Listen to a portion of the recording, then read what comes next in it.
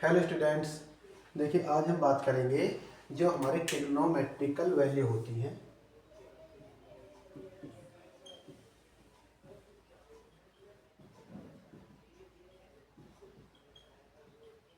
Values होती हैं, उनके जो वैल्यूज हैं उनको हम किस तरह से फाइंड करेंगे। ट्रिग्नोमेट्रिकल वैल्यूज जैसे हमारी sine theta, cos theta, tan theta, cot theta, sec theta and cosec theta. Okay बेटा, तो उनकी वैल्यू अगर हम याद नहीं रख पाते हैं तो उसके लिए जो हमारी जो हैंड होता है, हैंड की जो फिंगर टिप्स होती हैं, इनके अकॉर्डिंग हम उनको लर्न कर सकते हैं, उनकी वैल्यू फाइंड कर सकते हैं। उसके लिए बेटा हमें जैसे हमने क्या कर लिया, 0, 30, 45, 60 एंड 90। ओके, अगर हम बात करते हैं, सपोज करो हमें साइन 30 की वैल्यू फाइंड करनी है। साइन 30 की अगर हमें वैल्यू फाइंड करनी है तो इसके लिए हम क्या करेंगे, under the root F B upon 2। F B it means finger below. Okay बेटा, देखो अब समझते हैं कैसा हो जाएगा। Under the root finger below, यानी कि अगर हम 30 की वैल्यू फाइंड कर रहे हैं तो 30 से नीचे कितना है फिंगर है हमारी, ओनली वन।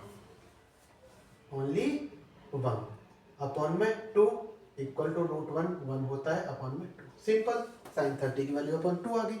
ओके बेटा, इसी तरह से सेकंड की अगर हम बात करते हैं, sine 45, sine 45 equal to same बेटा फिंगर बिलो अपॉन में 2 इक्वल टू फिंगर बिलो 45 से 1 एंड 2, तो root 2 upon 2 equal to root 2 upon 2 है बेटा ये।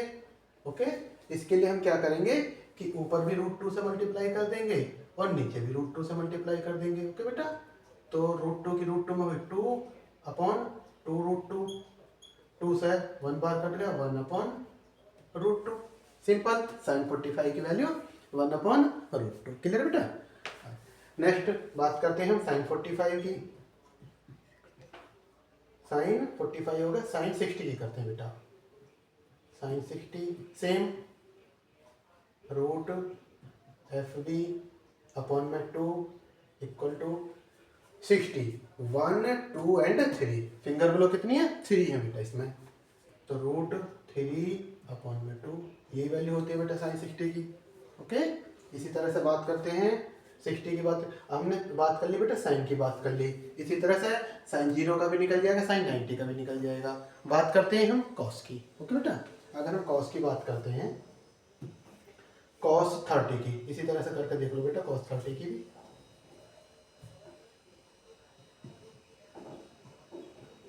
कॉस 30 अंडर द रूट, बेटा यहाँ पे हमने करी थी फिंगर बिलो, ठीक है, साइन के लिए फिंगर बिलो, बट अब हम कॉस कॉस 30 के लिए, कॉस थीटा के लिए हम कर लेंगे फिंगर अबाउ अपॉन में 2। करेक्ट है, equal to under the root finger above, किसकी बात कर रहे हैं, 30 की। अब इससे ऊपर हमें देखनी है, अबाउ देखनी है, 1, 2 एंड 3। कितना हो जाएगा बेटा, रूट 3 अपॉन 2, यही वैल्यू होती है कॉस 30 की। ओके बेटा, सिंपल कॉस 60, कॉस 45 की बात करते हैं, equal to same finger above upon में 2 इक्वल टू 45, 1 एंड 2 कितना बेटा, रूट 2 अपॉन में 2 इक्वल टू सेम इसकी तरह हम कर देंगे, रूट 2 अपॉन में 2 multiply by 2 multiply by root 2, दोनों में कर दिया, रूट 2 बेटा 2 हो गया, 2 अपॉन 2 रूट 2, 2 से 2 कट गया 1 बार, 1 अपॉन रूट कॉस 45 की बेटा ये आ गई। ओके, सेम इसी तरह से अब हम निकालते हैं कॉस, किसकी निकालने, 60 की निकाल के देख लेते हैं बेटा एक बार और।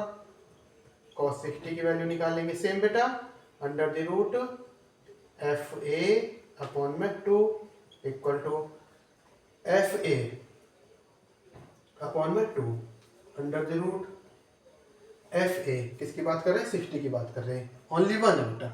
ओके, कितना है, only 1 upon 2, simple root upon root 1 upon 2, और इसको हम क्या कर लेंगे, देखो बेटा थोड़ा सा और कर लो, रूट 1 का पता है आपको 1 ही होता है, 1 अपॉन 2। ओके, सेम वैसे भी अगर हम वैल्यू भी फाइंड करते हैं, आप देखते भी हो, साइन 30, साइन 45, साइन 60, ये वैसे भी बेटा अपने इनवर्स में होते हैं। साइन 30 की जो वैल्यू है वो cos 60 की होती है, साइन 45 cos 45 सेम होते हैं, एंड साइन 60 की जो वैल्यू होती है cos 30 की होती है, सेम है। अच्छा, ये तो आप कहोगे कि जी आपने तो साइन और कॉस के तो निकाल दिए, अब आपको टेन के निकालने हैं। बेटा टेन का देखो सिंपल है, अगर हमें टेन थीटा निकालना है, क्या निकालना है, टेन थीटा अगर हमें निकालना है तो टेन थीटा के लिए बेटा हम क्या करेंगे, हम क्या कर देंगे, under the root finger below upon finger above कर देंगे। बेटे टेन थीटा के लिए हो जाएगा, ओके ठीक है। तो टेन थीटा के लिए अगर मैं आपको एक निकाल के भी दिखा दूं, देखो उससे बेटा यहाँ पे निकाल के दिखा देता हूँ बेटा एक बार, ओके। अगर हम बात करते हैं टेन थीटा, सपोज करो टेन 30 ले लो, टेन 30 अगर हम लेते हैं तो उसके लिए हम क्या हो जाएगा हमारा,